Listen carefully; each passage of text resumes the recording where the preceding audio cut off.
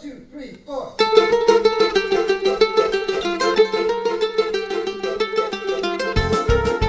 Hi everyone, this is Jewish Talk coming to you from Nassau Community College on 90.3 WHPC, also streaming on the iHeart and the iTunes app.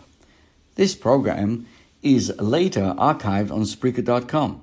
So hi there, my name is Rabbi Perl. Good morning, good afternoon, and good evening. It all depends on when you are listening. And so today, I'd like to dedicate our program to the Lubavitcher Rebbe. This coming Thursday, the June 25th, will mark the 26 years since the passing of the Rebbe, and we still constantly keep talking about the Rebbe. And I'd like to share with you, beginning on what happened yesterday. Yesterday, Shabbos, the June 20th, is actually on the Jewish calendar the 28th day of Sivan. This is the day when the Rebbe arrived on the seashore of the United States of America in 1941.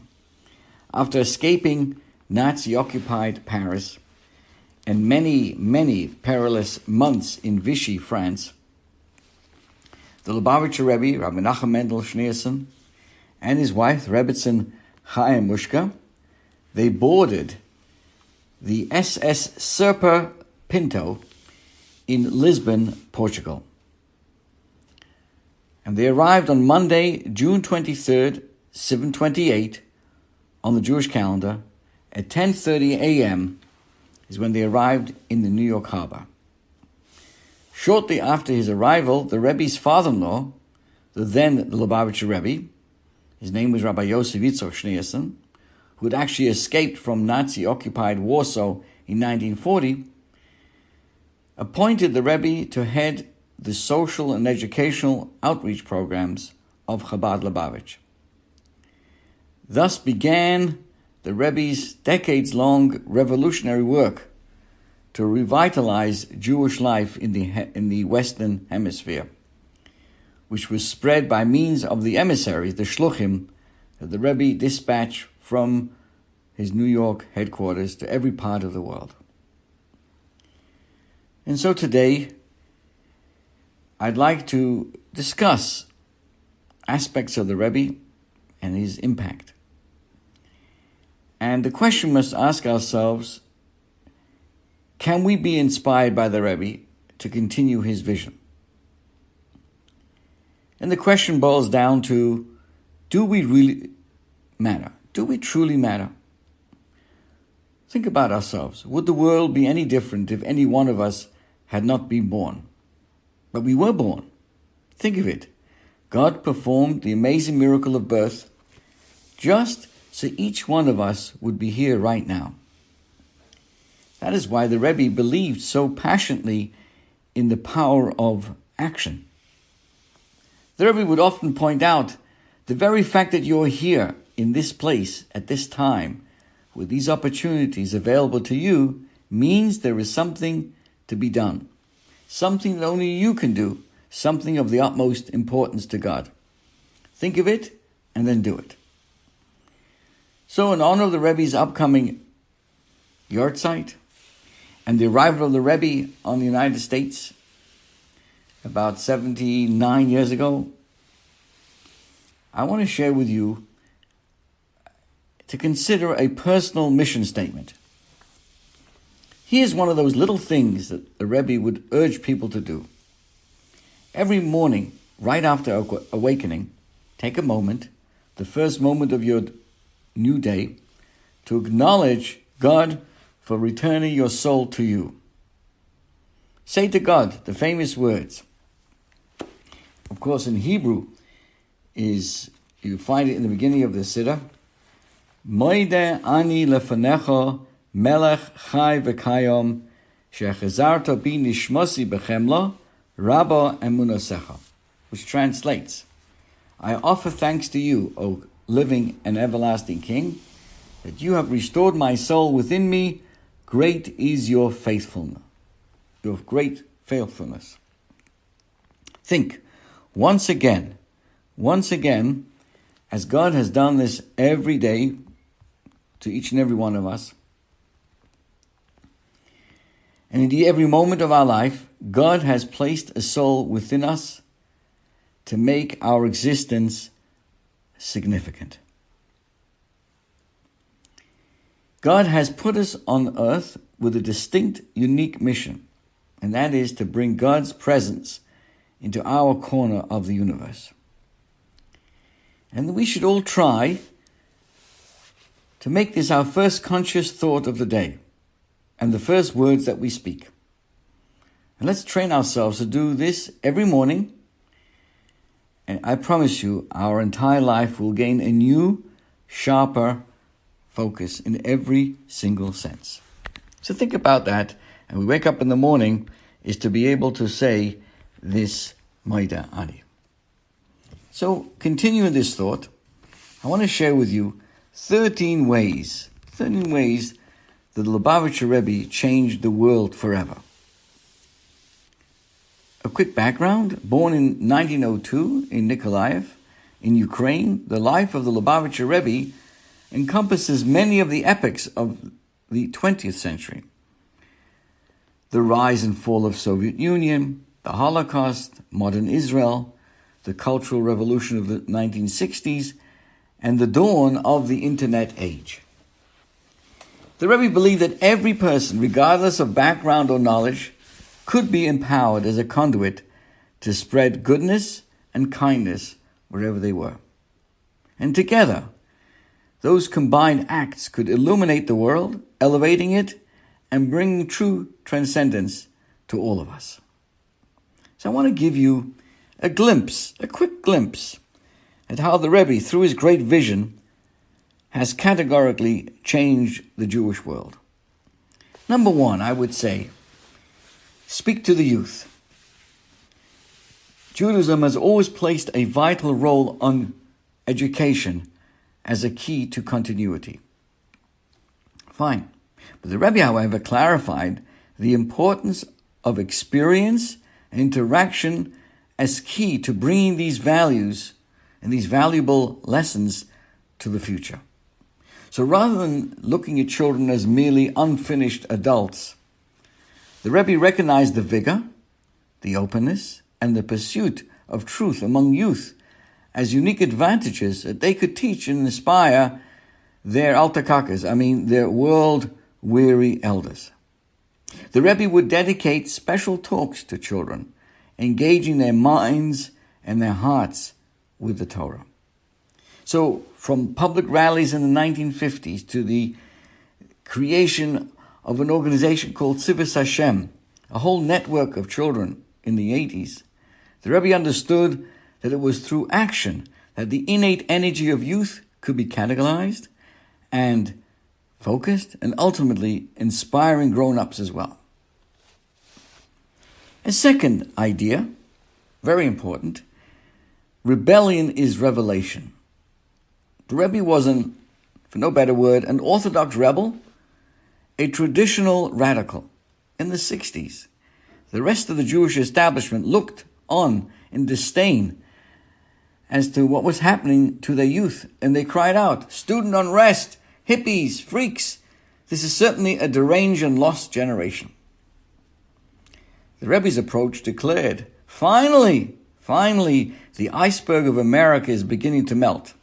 Finally, its young people are demonstrating that the conformity is not the sum of life's goals. They have smashed the idols of false progress. They need now only to be led back to living waters of their heritage.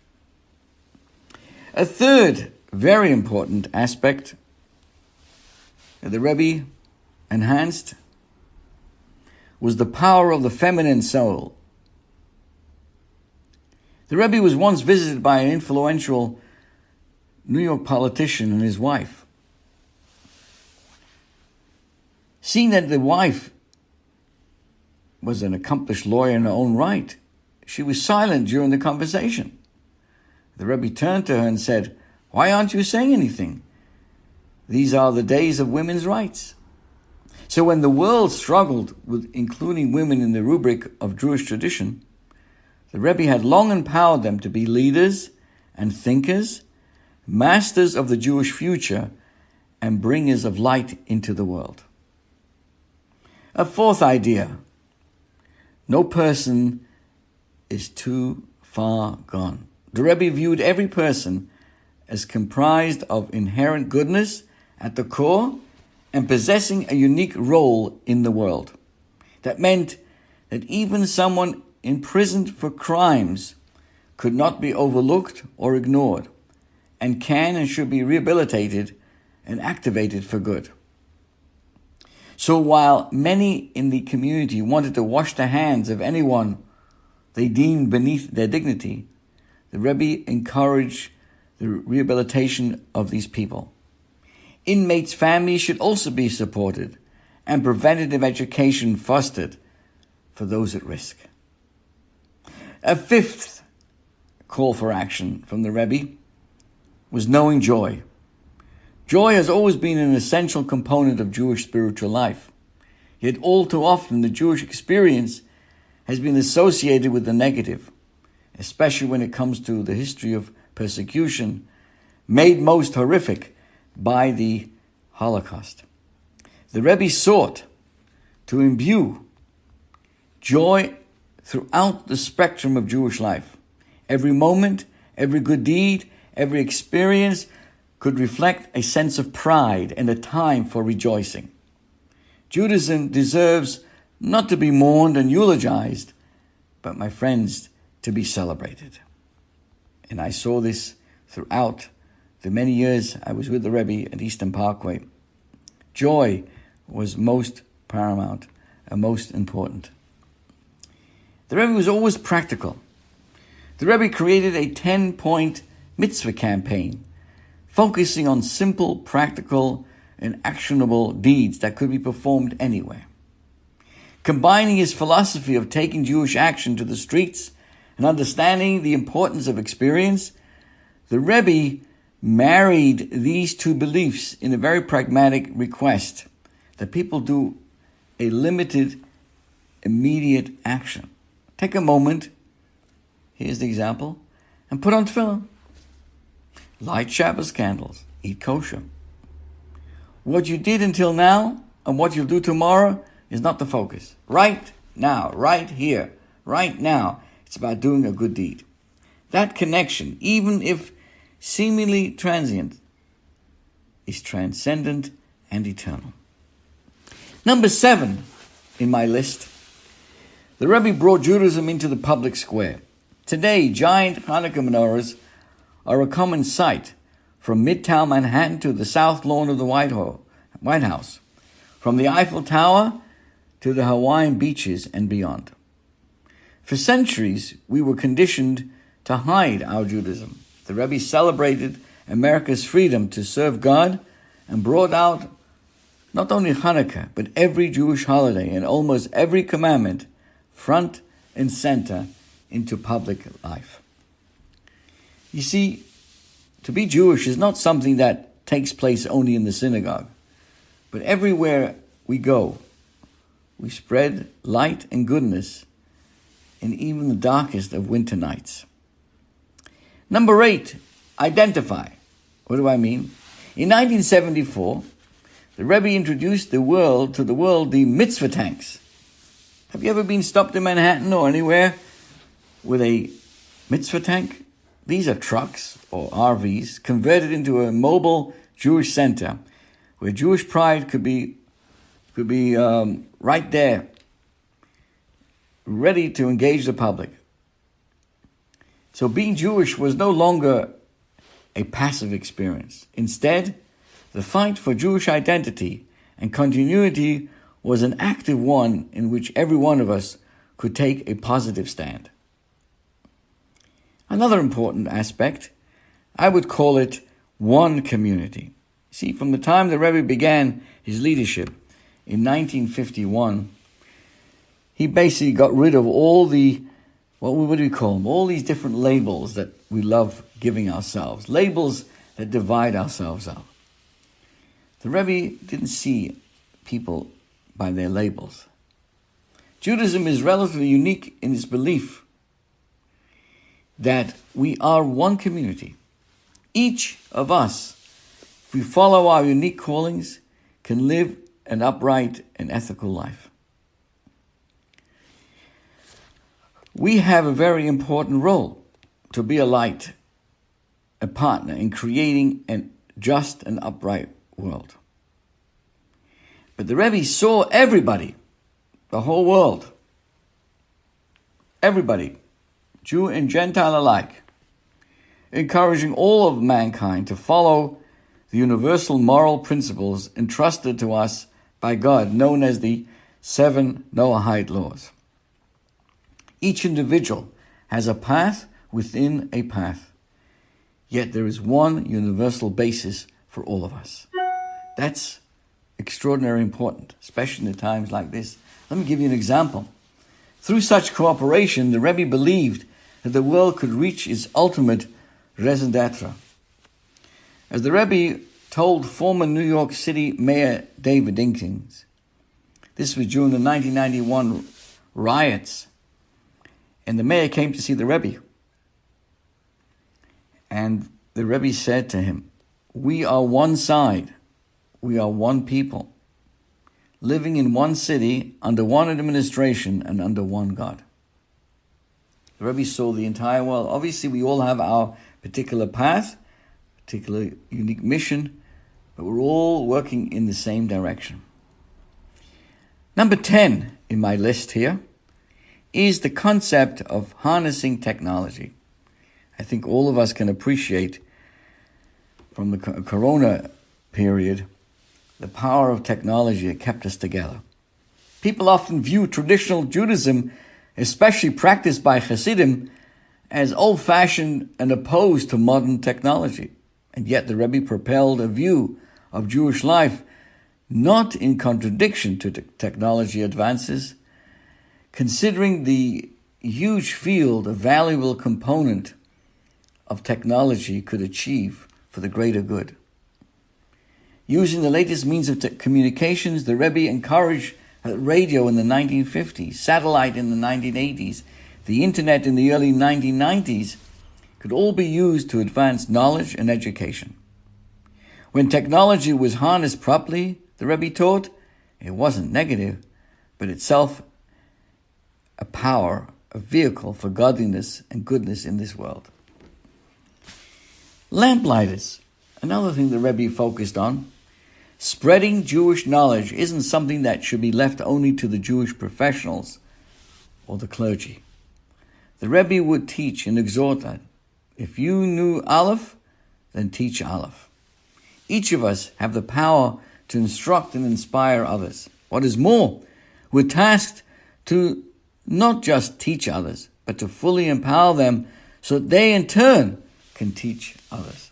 Like a lamplighter kindling a flame, once the wick is fully lit, it can be used to kindle other lights as well. And then there's also another aspect, my dear friends, about thinking globally. It's very, very important to think globally. The Rebbe pushed forth the call called Ufaratzta, that we should travel to communities around the world under the principle that even if you just know the letter Aleph, teach Aleph, affording every last individual access to his or her heritage. Heading this call are some 5,000 Chabad Lubavitch emissary couples currently in over 100 countries around the world, running over 4,000 institutions. So we think globally and yet we act locally. Despite the global reach of Chabad movement, emissaries form a holistic part of the communities they serve. This concept extends to all involved. Every one of us has the ability to spread the knowledge. Each community and each individual in it is empowered to perform the final word, thought, or action that can tip the scales and bring redemption to the entire world. That's how important we all are. And I do appreciate everyone joining us each and every week. And I want to continue on with current times in the time of Corona. As we all know, many of these social interactions and celebrations have changed. I must tell you that I look forward to officiating a wedding, but instead of being a huge wedding, it's going to be taking place in the Arboretum in Oyster Bay, in the beautiful surroundings, but just the immediate family. So most of the family, in this particular case, and many other cases, have transferred from in-person to actually virtual. During the Corona period, a bris took place in California, and through Zoom, I was honored to give the name. This is something you can do. So here I was in Mineola with the power of the Zoom, and I was able to participate in the bris taking place in California and had the honor of giving the baby the name, the special blessing. Now, one of the things that we all found very difficult, and is actually a very sad side to the Corona event, and that was the visiting of the sick, which became practically impossible. And there are many very, very, very heart-rending stories of how so many individuals passed away all by themselves in the hospitals. No family, no relatives, nothing near them at that time. What I want to discuss now is how do we visit under these circumstances? What are we supposed to do? The hospitals won't allow us in.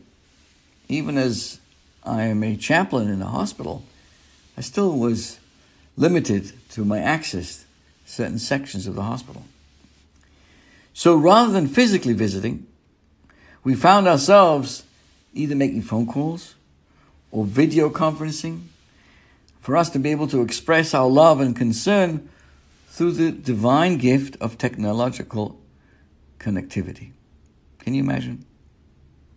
So I want to take a moment now and learn of the facts about how to fulfill the mitzvah of visiting the sick.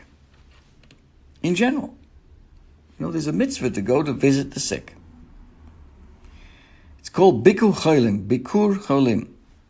Visiting the sick is a fundamental Jewish value. The Hebrew term for visiting the sick is Bikur Cholim.